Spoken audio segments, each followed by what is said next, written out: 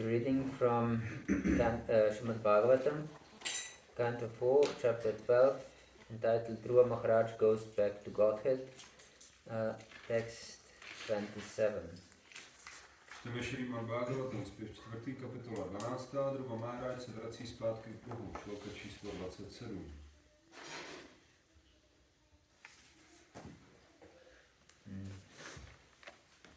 I'd rather read from this.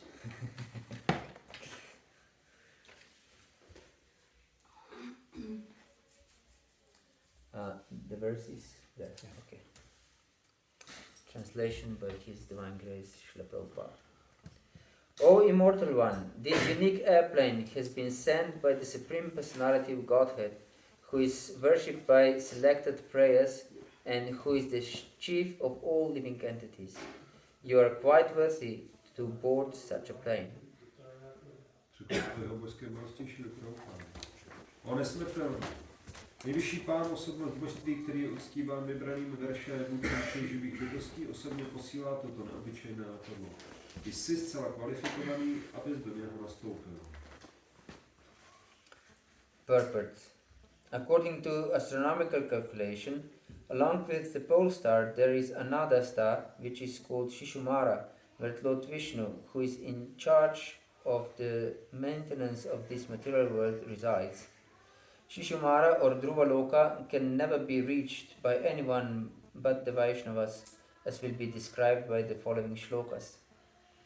The associates of Lord Vishnu brought the special airplane for Dhruva Maharaj and then informed him that Lord Vishnu had specially sent this airplane. The Vaikuntha airplane does not move by mechanical arrangement. There are three processes for moving in outer space. One of the processes is known to the modern scientist. It is called Kapota Vayu. Ka means outer space and Pota means ship. There is a second process also called Kapota Vayu. Kapota also means pigeon. One can train pigeons to carry one into outer space. The third process is very subtle. It is called Akasha Patana.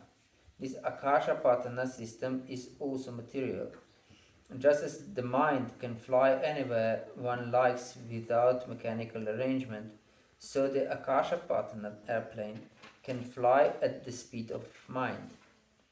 Beyond this Akasha Patana system is the Vaikuntha process, which is completely spiritual. The airplane sent by Lord Vishnu to carry Dhruva Maharaj to Shishumara was a completely spiritual, transcendental airplane. Material scientists can neither see such vehicles nor imagine how they fly in the air.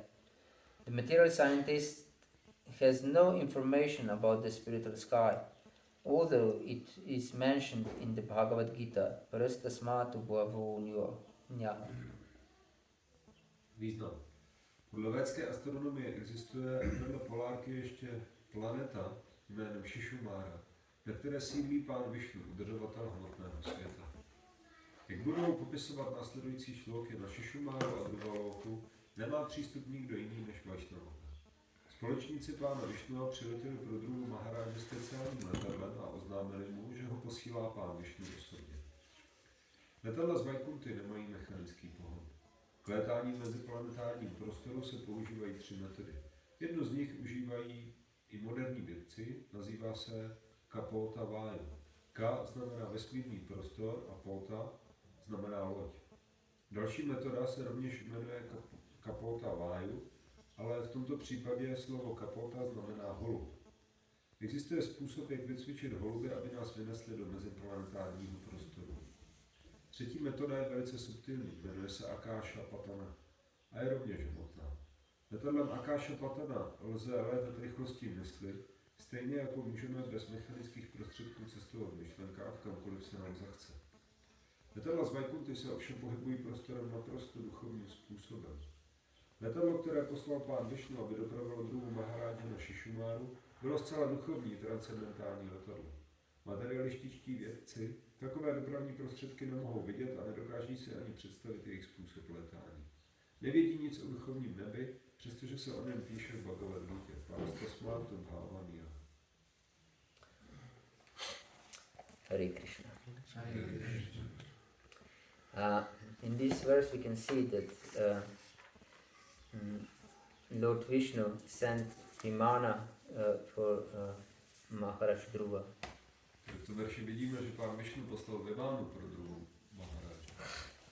And this was expression of his mercy. A to byl výraz jeho milosti. So, as explained also by Srila Prabhupada in the purport, no one can enter spiritual world without Krishna's mercy. A tak jak Srila Prabhupada vysvětlil ve významu, tak nikdo nemůže vstoupit do duchovního světa, aniž by měl milost nejvyššího pána. So, the most important question then arises, how to obtain Krishna's mercy. A potom nejdůležitější otázka přirozeně přichází, a to, jak získat milost nejvyššího pána. And Lord explains in many places, but we'll take some instances from Srimad Bhagavad-Gita from 10th chapter. A nejvyšší pán vysvětluje na mnoha místech, a my si vezmeme tedy z 10. kapitoly Bhagavad-gity ty příklady. Since we would like to attain His mercy in order to purify ourselves and connect with the Lord and go to the spiritual world, of course. Protože my chceme získat milost nejvyššího pána a očistit se a vrátit se zpátky k Bohu. And in 10th chapter, Lord Krishna says, Tesham satata yuktanam bhajatam priti purvakam dadami buddhi yogam tam yena mam upayantiti. And that means those who are always engaged in loving devotional service, that means service with love, I give the intelligence by which he can attain me. Že nejvyšší pán říká v 10. kapitole, v tom verši, že dávám těm, kteří mi slouží s láskou, to znamená láskyplně mi slouží, tak jim dávám inteligenci, aby mě mohli dosáhnout. And in the beginning of this word is used the word tesham. A na začátku tohoto verše je použito slovo tesham. And tesham means the those. Tesham znamená ti. And who are those? A kdo jsou ti? He explains in previous verse, Machita matgata prana bodhayantah parasparam katayantarshamam dityantishanticharamanticha. That my devotees are always engaged in glorifying me, and they in fact inspire one another to devote themselves to Krishna. A to, kdo jsou oni, tak se vysvětluje v tom předchozím verši, kde nejvyšší pán říká, že moje oddaní jsou ti, kdo mě neustále objevují a kdo se spolu navzájem baví a kdo se neustále, kteří se mezi sebou inspirují, aby mi sloužili, aby mě dosáhli. And Krishna uses the word bodhayanti. That means to enlighten one another or to awakening one another. I don't know what's the awakening word in Czech. Probudit. You see, this is the same word. Buditi. It's also in Slovenian. Budi means to be awake. A nejvyšší pán používá tady to slovo budhi, to znamená probudit. So they awake one another from slumber of material existence and encourage to engage fully in devotional service.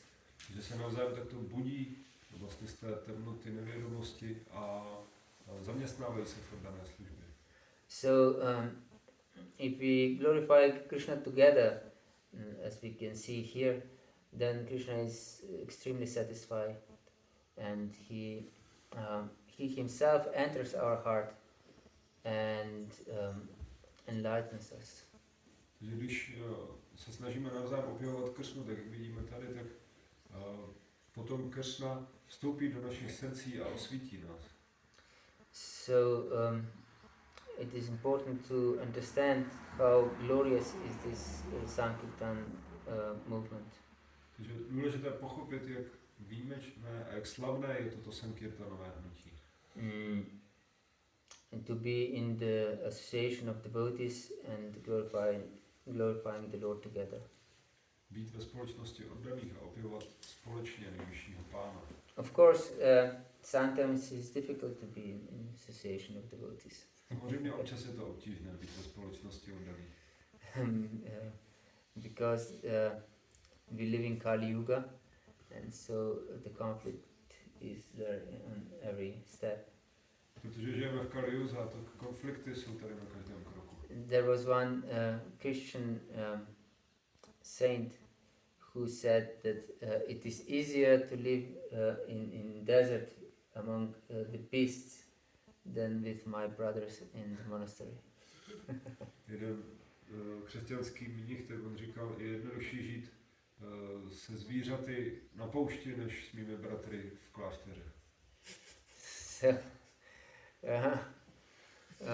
but it's necessary to associate with one another, and our false ego has more opportunity to dissolve. Ale je důležité se takhle spolu sdružovat, protože naše falešné ego potom má více příležitostí zmizet. Because if we are alone in desert with among the beasts, we can never know that there is something wrong with us. Protože když jsme sami na poušti, jenom se zvířaty, tak nikdy nemusíme pochopit, že je tady něco špatně s námi. Because we can consider ourselves very advanced and unattached to material world and so on. Protože my se můžeme považovat za velice pokročilé a nepřipoutané k hmotnému světu. And there is one story of Ramanujacharya who had some disciple who was so enamored first before he became his disciple by his wife's eyes that he was just fixed all the time on his wife. A tady je příběh s Ramanujacharou a jeden jeho žák předtím, než se připojil k Ramanujovi, tak byl velice připoutaný k očím své ženy, takže vlastně neustále byl úplně připoutaný k té manželce. So much so that they had procession for the Lord Ranganath, and everyone glorified the Lord, but this man was keeping this parasol over the head of his wife, and just he was fixed on her. Takže tady to došlo až do takové míry, že byl průvod s pánem Ranganátem a všichni opěvovali pána Ranganáta. Kromě tady té osoby, a on měl slunečník a ten držel na hlavu své ženy a staral se jenom o svou manželku.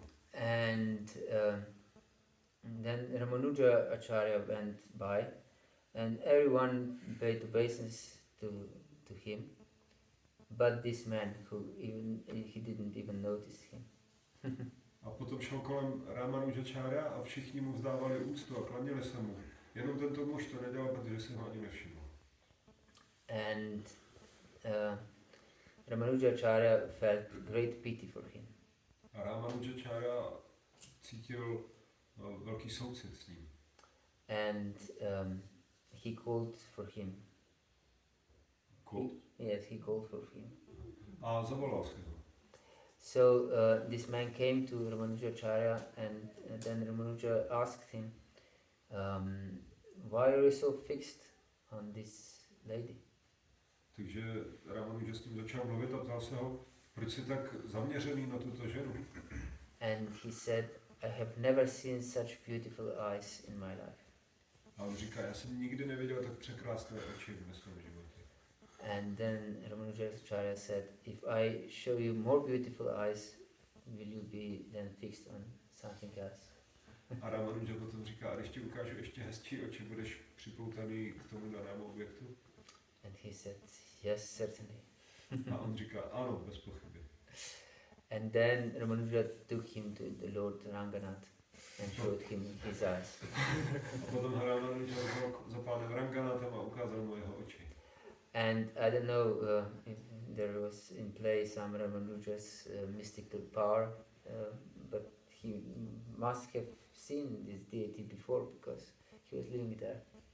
A já nevím, jestli tam byla nějaká mystická schopnost Ramanujačary, protože on musel vidět ty oči, nebo tu božstvo už dříve, protože žil v tom místě. So he really was completely enamored by Lord's eyes. Takže on byl úplně zmatený nebo okouzlený lotosovýma očima nejvyššího pána. And he became one of the best disciples of Ramanujacharya. Stal se jedním z nejlepších žáků Ramanujacharya. And it so happened that Ramanuja spent quite a lot of time with this disciple. A tak se stalo, že Ramanujacharya trávil v celku hodně času tady s tím žákem. And so the brahmachari disciples of Ramanujacharya became somehow envious. A tak brahmachari žáci Ramanujacharya se stali trošku závistivými. And they were asking among themselves, why our Gurudev spends so much time with this person who's completely materialistic and so on and so forth. A tak se mezi sebou bavili, proč náš Gurudev tráví tolik času tady s tou osobou, když je tak materialistický a tak dále. Our Gurudev must be Maya. Náš Gurudev musí být v máji. And then this gossip came to Ramanujacharya. Takže tyto pomluvy se dostaly až k Ramanujacharya. And then he devised a plan. A potom uskutečnil takový plán. And he during the night he made little tours in coffins of his disciples and changed them in different places. Tak v noci si tak trošku pohrál s těmi kopény svých žáků a různě proházel na různá místa. And when the brahmacharis woke in the morning, they were extremely disturbed. A když se brahmacharis ráno probudili, tak byli extrémně rozrušení. And they started to fight among each other. You did this, you did this. A začali spolu bojovat. Ty jsi to udělal, ty jsi to udělal. And then Ramanuja Acharya said to them when they calmed down that he realized that this Grihastha disciple is too much materially attached. Když se ty brahmacharis uklidnili, tak Ramanujacharya jim potom říká, no já jsem si uvědomil, že ten Grihastha, tak ten je opravdu velmi materiálně připoutaný. But I give you one task. Go to his wife. I will keep my this Grihastha disciple with me, and you go at night to his house and steal jewels from his wife. Takže já zdržím tady toho Grihastu se mnou, on bude se mnou a vy potom v noci běžte do jeho domu a musíte ukrást šperky od jeho manželky.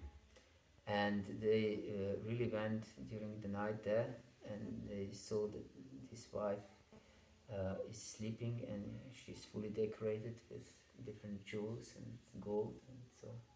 A tak oni skutečně šli do toho domu a když se tam dostali, tak viděli, že tam ta manželka spí a je velice bohatě ozdobená těmi různými šperky a tak dále. And they stealthily came in and starting to rob her. A tak velice opatrně se dostali až k ní a začali ji okrádat. And then she turned around. A potom se otočila. And they became afraid and escaped. A tak oni se začali bát a utekli. And they came to Ramanuja. A přišli za Ramanujem.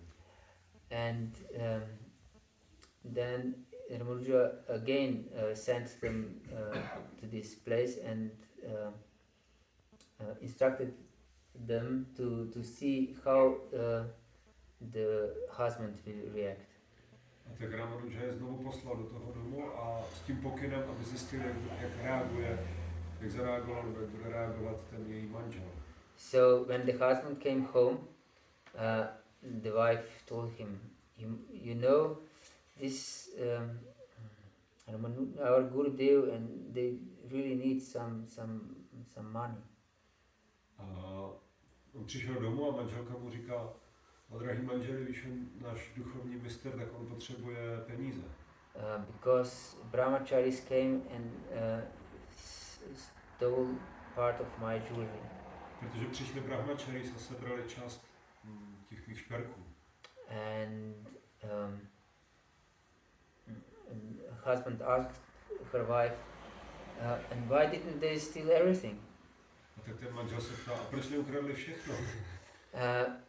And she said, I was lying on one side, and when they stole everything on this side, I tried to turn that they could also steal on the other side.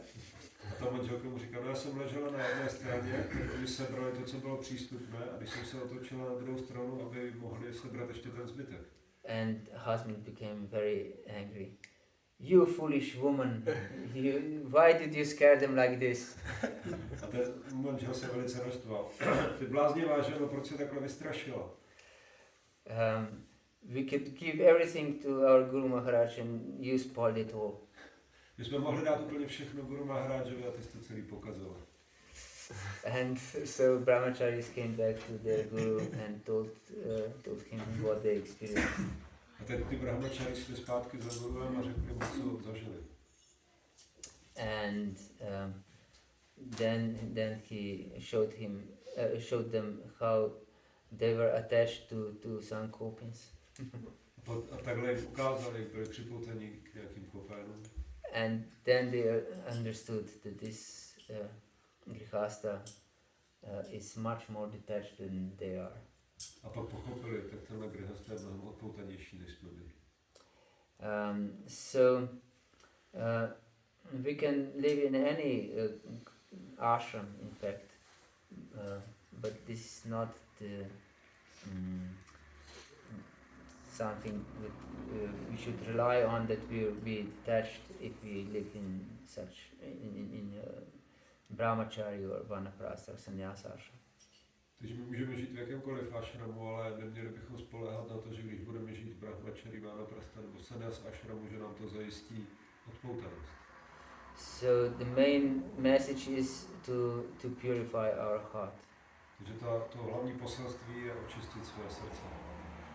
Then it is suitable for Lord to come and reside in it.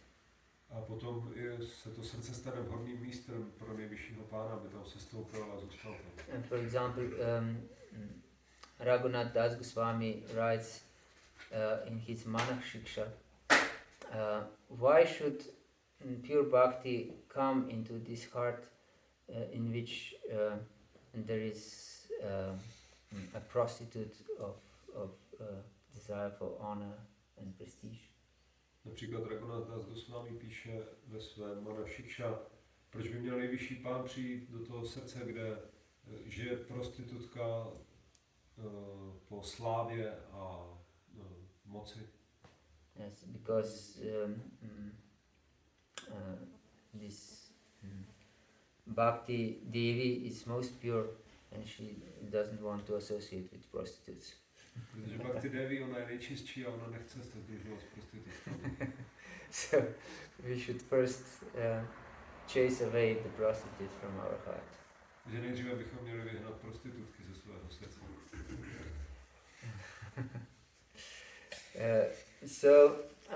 And in order to understand this knowledge deeply, as explained in Krishna in 9th chapter of Bhagavata-dharma, we should be without envy.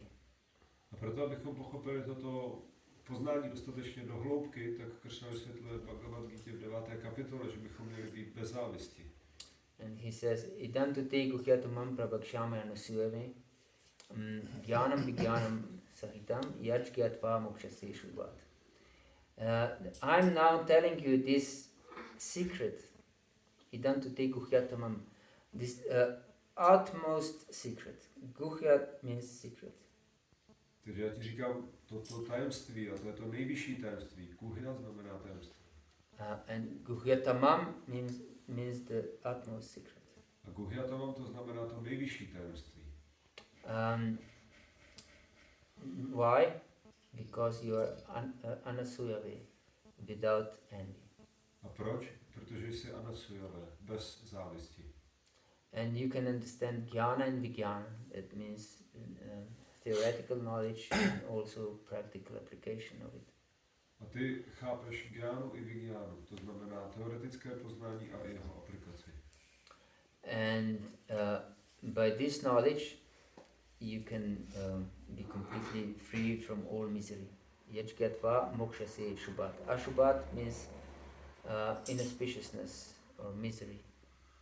Takže ty můžeš díky tomuto poznání být úplně svobodný od jakéhokoliv neštěstí. A šubhat znamená neštěstí. And then he explains Raja Vidya Raja Guhyam Pavitram Idam Uttamam Pratyaksha Vagamam Dharmyam Susukam Kartamavyam. This is Raja Vidya, the king of all knowledge. A potom vysvětluje, toto je Raja Vidya, král veškerého poznání.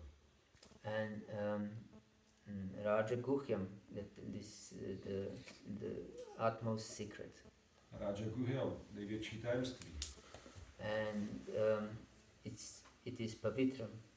A je pavitra. And this means it's completely pure. To znamená, že je úplně čisté. And uttamam. Tamas means darkness. A uttamam. Tamas znamená temnota. And uttama means beyond tama, beyond darkness. A uttama znamená za temnotou. And that means it's completely transcendental. To znamená, že je úplně transcendentální. And we can experience this knowledge by our personal experience, direct experience. A my můžeme toto poznání zažívat skrze přímou zkušenost. And it's joyfully performed. Susukam. Sukam means happy. A je radostně vykonáváno. Susukham. Sukham znamená šťastný. And su is prefix that means extremely happy. That we can be extremely happy. A su to je předpora, která znamená extrémně. Takže můžeme být extrémně šťastní. Susukam kartum avyam. Kartum means that we perform this devotional service with utmost happiness. A kartum znamená, že vykonáváme tuto oddanou službu s tou největší radostí. So, if we don't experience satisfaction in performing devotional service, that is the sign that something is wrong with our mentality.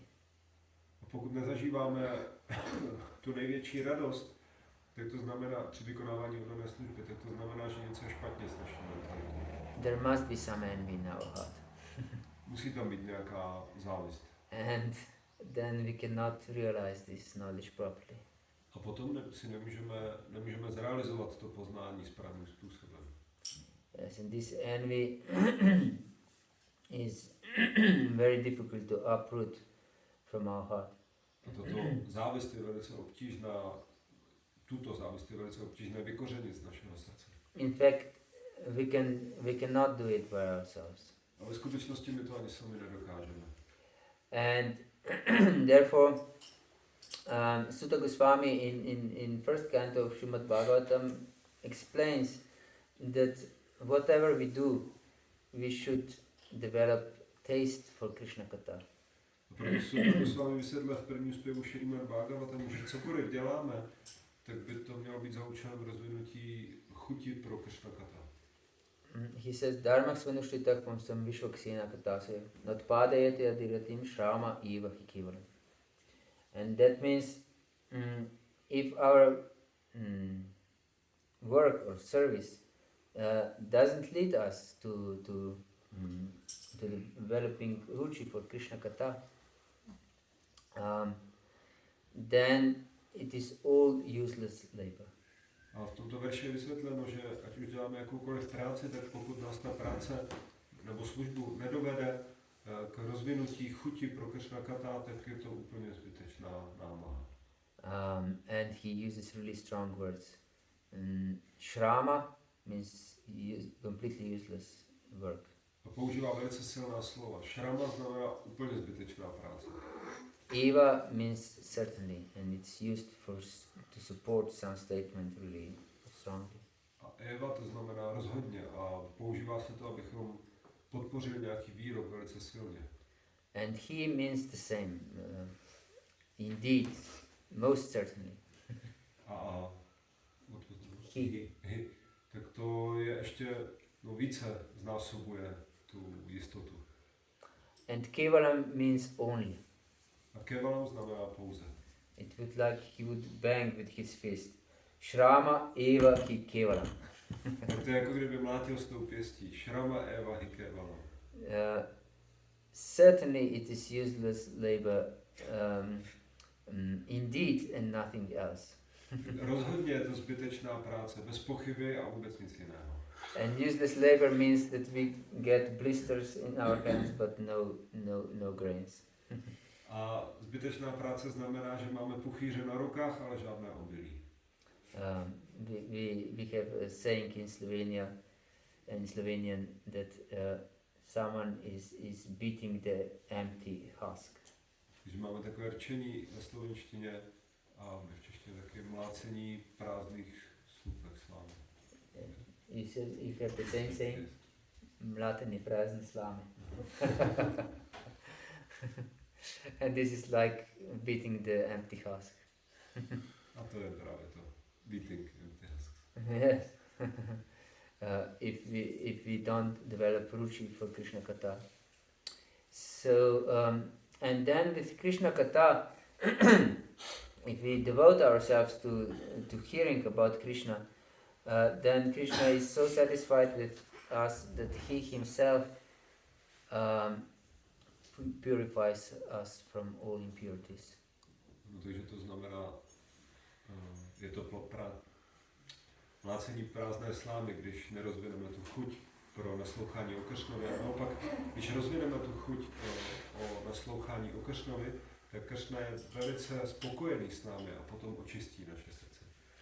Shrimatam Swakata Krishna Punya Shabana Kirtana Hridyantak Stohya Badrani Vidunoti Sukritsatan. That Lord is so satisfied with us if we devote ourselves to hearing Srimad Bhagavatam and also other topics of concerning the Lord, that He Himself, who is residing in our heart, Hridyantak Sto, Hridi means heart, and Stah means that He's residing there. Hyabadrani, He, and also uses this word He, certainly. Removes all abhadrani. Bhadra means what is auspicious, and abhadrani means the things that are not auspicious. Že nejvyšší Pán, on sídlí v našem srdci a zase používá velice silná slova. Když se zaměstnáme v naslouchání Šrímad Bhagavatamu a literatury v souladu se Šrímad Bhagavatamem, tak on zcela jistě odstraní všechny abhadrány, všechny ty nečistoty z našeho srdce. Yes. And this is our only hope, in fact. A to je ve skutečnosti naše jediná naděje. If we think that we can remove this abhadrani from our heart by our own effort, we are illusioned. Pokud si myslíme, že jsme sami schopni svou silou odstranit ty abhadrány z našeho srdce, tak to znamená, že jsme v iluzi. But of course we should act in such a way that it looks like that we are convinced that only by our effort can be this done.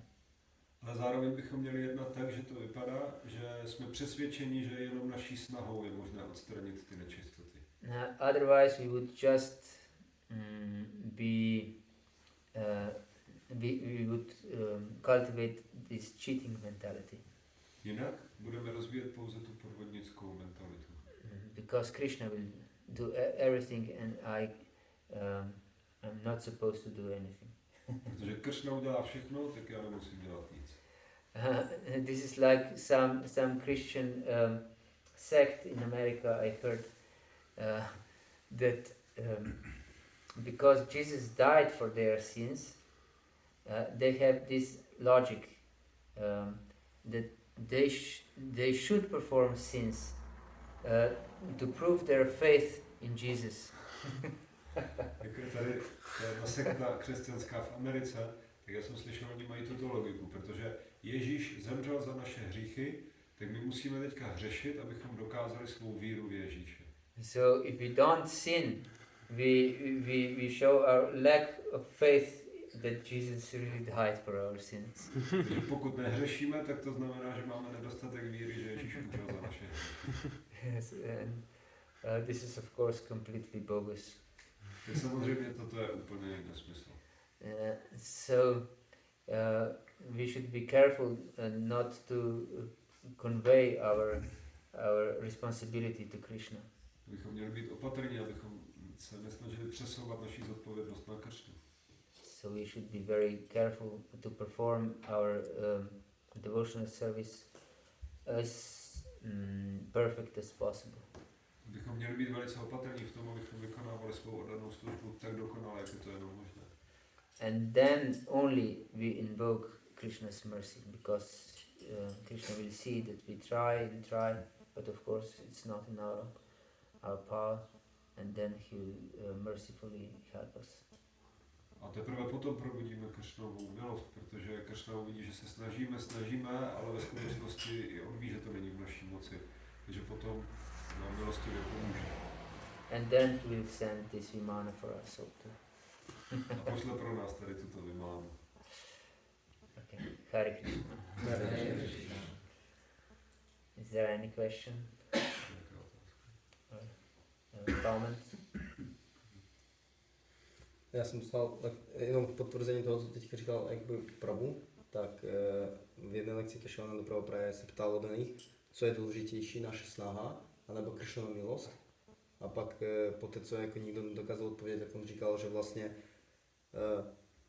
pro nás je nejdůležitější Kršnova milost, ale pro Kršnu je nejdůležitější jakoby naše snaha. This is just confirmation of what you were saying.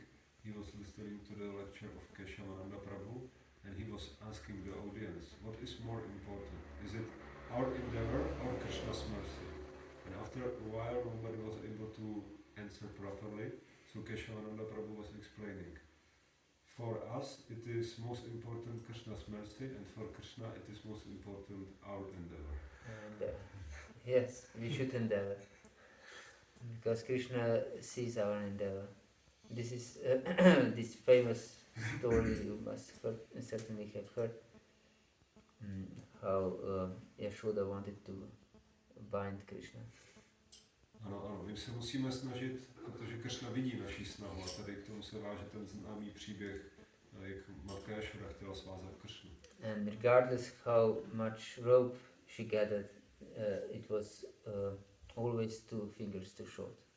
A nehledě na to, kolik provazu přinesla, vždycky to bylo o 2 prsty kratší. And Krishna didn't enlarge himself. A Kršna se takhle zvětšoval. He didn't. Takže se nezvětšoval.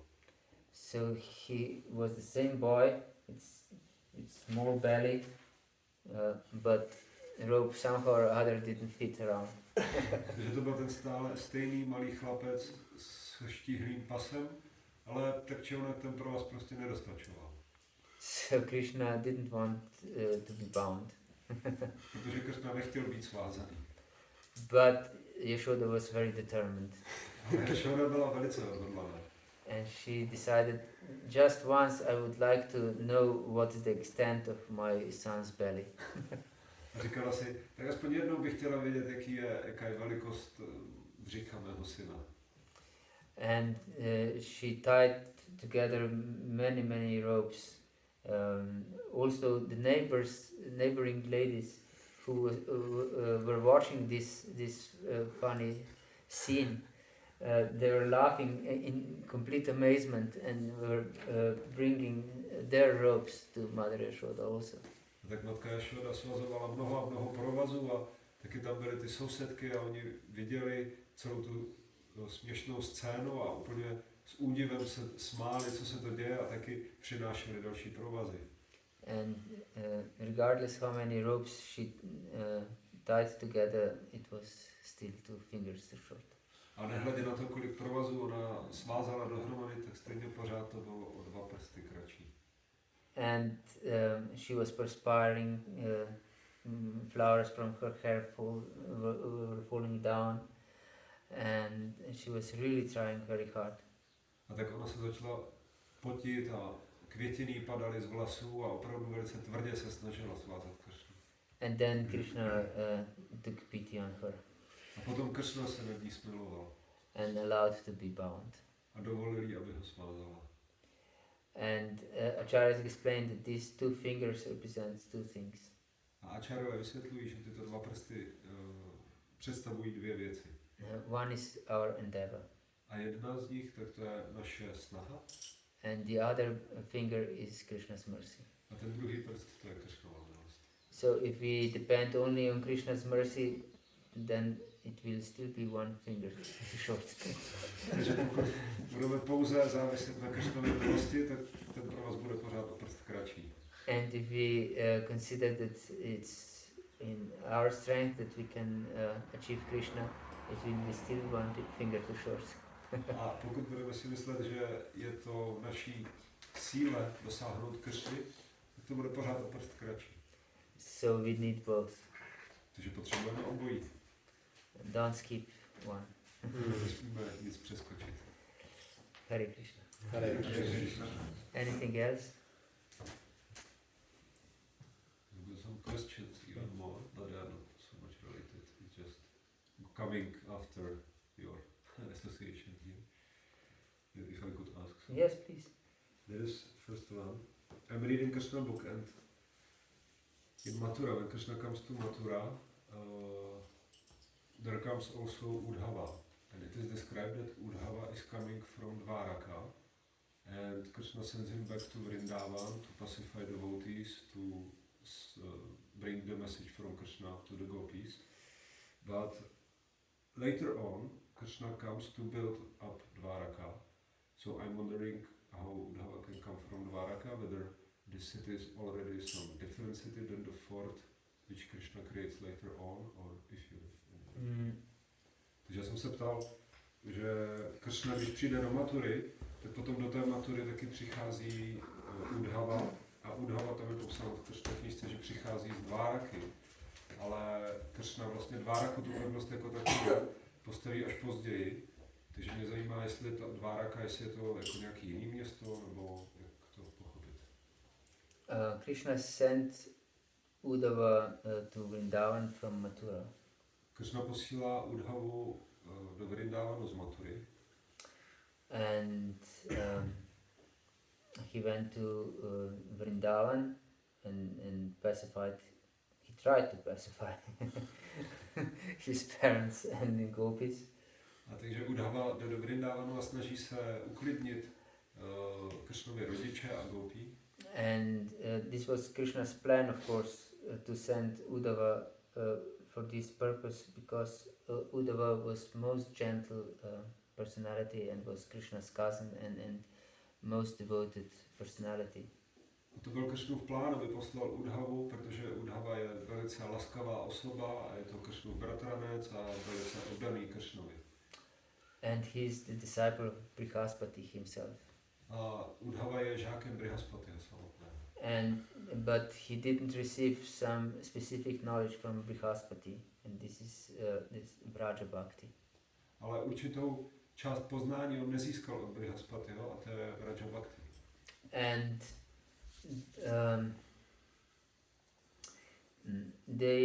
Krishna knew that if anyone would tell these Mathuravasis that someone has more love for Krishna than themselves, for example Vasudeva and Devaki, they wouldn't believe, but they would believe Uddhava. Takže tito Mathuravasis, tak oni nevěřili, že tady někdo může mít více lásky než oni. například Vasudeva a Devaki, ale komu by věřili, tak to je Uddhava, kdyby to řekl. So when Uddhava came back, he explained that Yashoda and Nanda and of course gopis have much more love for Krishna than themselves.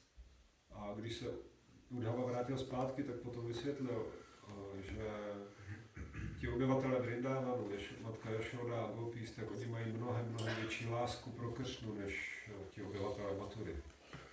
So if I understood your question correctly, in Krishna book it is described that Uddhava came from Dwaraka Yes, exactly.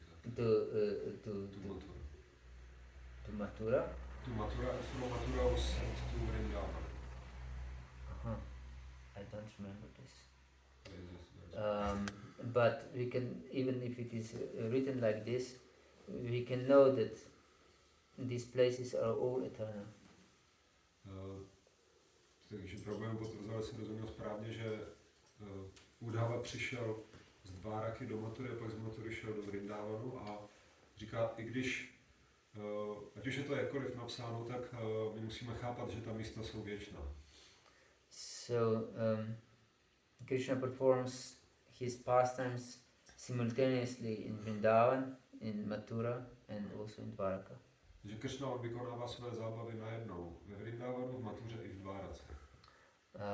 Only this prakat manifested leelas that Krishna is not always present in all three places, but also in this prakat leela because they're simultaneously going on in different universes. A tady jsou akorát ty projevené zábavy, tak tam jedině v těch Kršna není přítomný na těch místech všech najednou, ale zároveň oni ty zábavy probíhají v mnoha vesmírech, takže zároveň je přítomný na všech místech najednou. And it is also explained, I think, in Gopal-tapani Upanishad or somewhere else, that Krishna married Rukmini also in Mathura. A je vysvětleno, myslím, že to Gopal-tapani Upanishad nebo nějaké jiné, tak že Kršna si vzal Rukmini v Matuře. So you can see this really complex. Once he married in Dwaraka, once in Mathura. Takže vidíme, že to je opravdu komplexní. Jednou si vzal Rukmini v Dvárace, jindy si vzal v Matuře. And he never leaves Vrindavan. A zároveň nikdy neopouští Vrindavan. And for example, if we just have this topic, when Uddhava came to Vrindavan, when he entered Vrindavan, you may remember from Krishna book or from Bhagavatam, he saw Vrindavan really in joyful mood. Tak například, když už jsme u toho tématu, tak Uddhava, když přichází do Vrindávanu, ať už můžeme číst v Kršna knížce nebo Bhagavatamu, tak on vidí Vrindavan v radostné náladě. And these cowherd boys and elders, they were shouting different orders to one another, and cows were moving and running behind calves. A ti gopové tak na sebe navzájem pokřikovali různé pokyny a ty krávy tam běhaly, i ty telátka a tak dále. The bulls were fighting among each other for cows. A ti bíci tak spolu bojovali o ty krávy. And gopis were churning butter and singing the songs about Krishna. A gopis tloukali máslo a zpívali písně o Kršnovi. So it was very joyful scene as Krishna was present there. A tak to byla velice radostná scéna, jako kdyby tam Kršna byl přítomný. And then when he entered the house of Nanda Maharaj, he came to a completely different scene. They were completely devastated. A když přišel do domu Nandy Maharáže, tak to byla úplně jiná scéna. Oni byli úplně vyřízení. Mother Yashoda just cried. She couldn't offered any hospitality to Uddhava. Matka Yashoda, tak ona pouze plakala. Ona vůbec nedokázala žádným způsobem pohostit Uddhavu. And she didn't want to see anyone. She was just repeating, I want to see only the face of my son and nothing else. A ona nechtěla vidět vůbec nikoho, ona pořád jenom dokola říkala, já chci vidět pouze tvář svého syna a nic jiného. And she just was, these tears were flowing and milk was flowing from her breast. A úplně prostě jenom tekly slzy z očí a mléko z prsou. Yes, so Vishwanath Chakravarti Thakur explains that this joyful scene of Vrindavan is when Krishna is present there. Takže Vishwanath Chakravarti Thakur vysvětluje, že tato radostná nálada v Vrindavanu, to je ve chvíli, kdy tam je Krishna přítomný.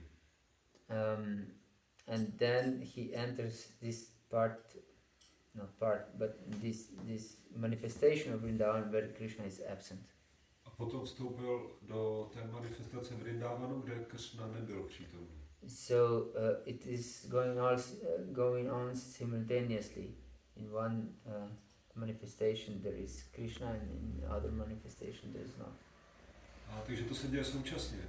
V jedné té manifestaci je Krishna přítomný a v té druhé manifestaci není přítomný. And of course, along with Krishna, all Vrajavasis together.